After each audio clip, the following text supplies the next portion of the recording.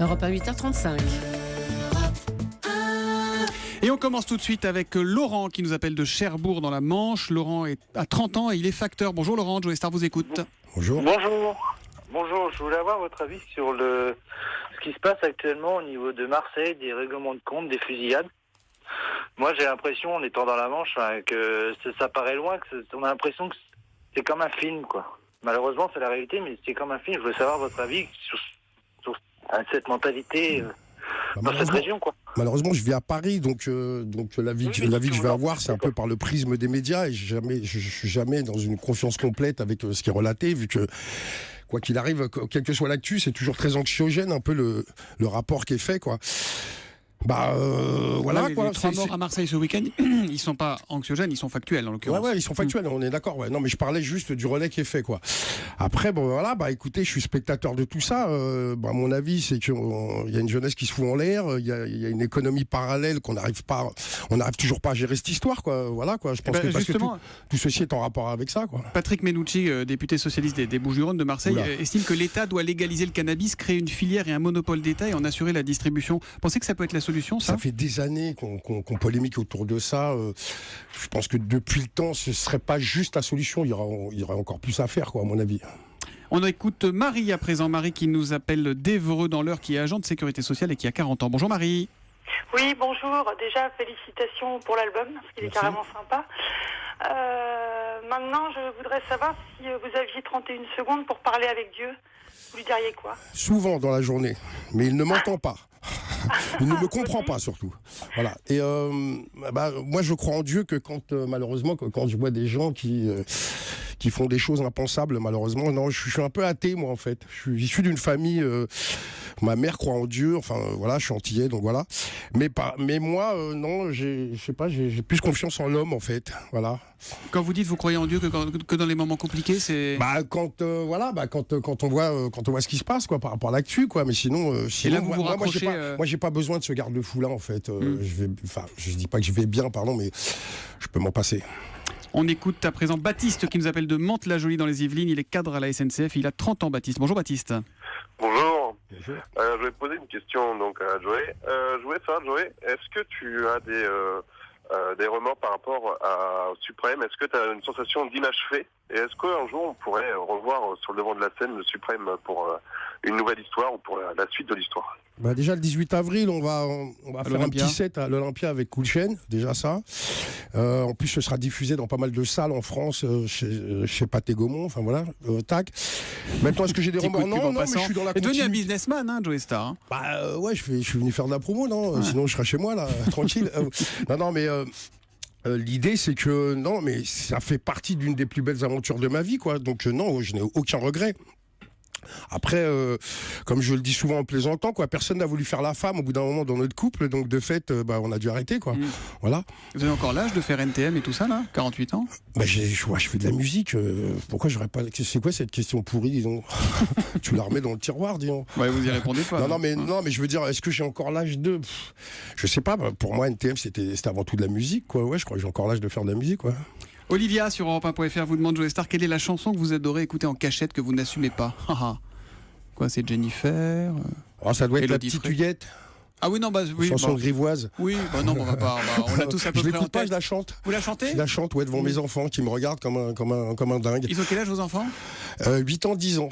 D'accord, voilà. On va garder ça pour vos enfants. Dès que tu dis tripote-moi avec les doigts, ça les fait rigoler, c'est ça. Forcément, forcément les doigts, ils sont très tactiles, les enfants. On va prendre Vincent qui nous appelle de Lille dans le Nord et qui est photographe. Il a 40 ans, Vincent. Bonjour, Vincent. Forcément. Oui. Bonjour Monsieur Soto, bonjour Julie et bonjour Joey Star.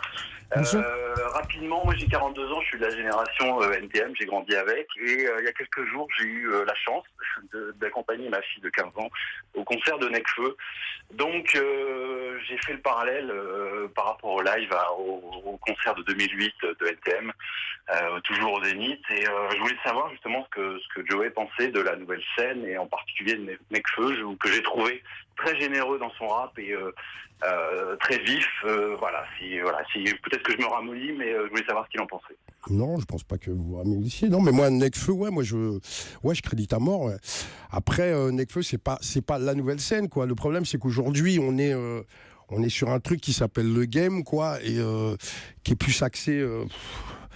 On est plus. Enfin, je pense que tout à l'heure, je voyais, il y avait une question. Ah bah, elle est là. Est-ce que le hip-hop français est en train de disparaître?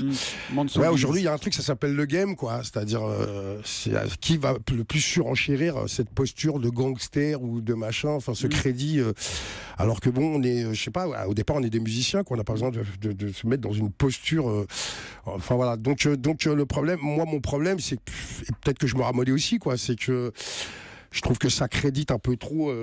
Des choses qui sont un moment de transit dans les quartiers, traîner en bas, dire nique la police, lécher les boîtes aux lettres et ainsi de suite. Voilà, je sais pas, ça doit pas être une simple posture, quoi. Voilà, pour moi, c'était un transit, quoi. Quand on est rap, est-ce qu'on est voué à déraper, vous demande Garance sur Twitter? Il devrait écrire des textes, le gars. Allez. C'est une fille. Ouais, c'est pareil.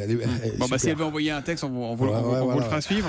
On va prendre à présent Camille qui nous appelle des Hauts-de-Seine. C'est un monsieur et il a 30 ans. Il cherche du boulot, Camille. Bonjour, Camille. Bonjour. Moi, je vous appelais parce que c'est vrai que j'avais entendu Joey il n'y a pas longtemps dire à une émission de télé que lui, il était qu'il venait vraiment du milieu underground, qu'il avait joué dans des caves avec des groupes de punk et puis maintenant, moi je le vois le soir sur D8 en tant que jury de la Nouvelle Star, donc je me demande s'il soutient toujours un petit peu cette scène underground et surtout comment on peut faire à la fois de l'underground et la Nouvelle Star.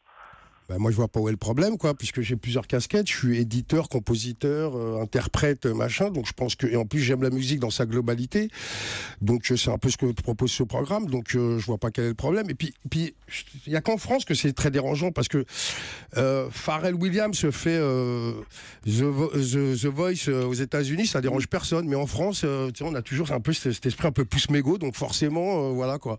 Et je me dis peut-être qu'aussi. C'est ce qu'on dit Joey Starr, il a fait ça pour l'argent. Oui aussi, ouais. Mais c'est très récréatif pour moi, donc je trouve que la paye est très bonne de fait. Et puis en plus je suis bien entouré, je suis entouré de musiciens, donc voilà, puis qui sont des vrais musiciens, quoi. Élodie Frégé, voilà. Saint-Clair, Manoukian. Tout à fait. Et puis autre chose. Est-ce que il est peut-être pas bon de se dire que peut-être aussi le fait que je sois là, peut-être que ça peut aussi être un tournant pour la couleur de la Nouvelle Star aussi, quoi. Voilà, quoi. Une dernière question, il y en a beaucoup, on n'a pas le temps de prendre tout le monde. C'est Salim qui nous appelle de La Madeleine dans le Nord. Bonjour Salim. Bonjour tout le monde, bonjour Joey. En fait, j'ai une question. J'étais un grand adepte de rap, mais je me suis un peu détaché de ce mouvement musical parce que j'ai l'impression que les rappeurs d'aujourd'hui légitiment une certaine violence et que dans les quartiers, on la ressent, cette violence. Est-ce que vous êtes d'accord avec ça? Est-ce qu'il y a une marge de manœuvre? Est-ce que... on fait comment? Il y a surenchère de violence dans les textes de rap, les gens ont ça toute la journée dans les oreilles. Qu'est-ce qu'on peut faire concrètement pour atténuer ça et peut-être que ça atténuera la violence dans les quartiers, etc. Comme je le disais tout à l'heure, je disais le problème c'est qu'aujourd'hui il y a pas mal de gens qui sont plus dans la posture que on va dire dans la vérité entre guillemets, quoi. Et puis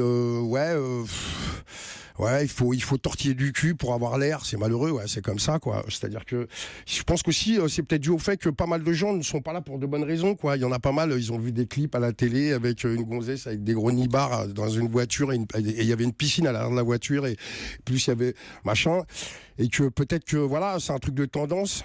Alors que moi, j'ai plutôt tendance à vouloir me réclamer musicien aujourd'hui. Non pas que je crache sur ce que je suis. J'ai cette étiquette hip-hop, rappeur, tac, mais j'aime la musique dans sa globalité, quoi. Et donc, quand t'aimes la musique dans sa globalité, tu la glorifies autrement qu'en tortillant du cul, quoi. Et vous n'avez pas fini avec nous de tortiller ce matin de Joey Starr, puisqu'à présent c'est Nicolas Canteloup qui va arriver. Comme juste un dernier message. Justine Rist, la fièvre m'a fait passer la ligne d'arrivée du marathon hier, Joey Starr, bien mieux qu'un stéroïde. Voilà, un petit message de remerciement. Je prends. On s'en met quelques notes.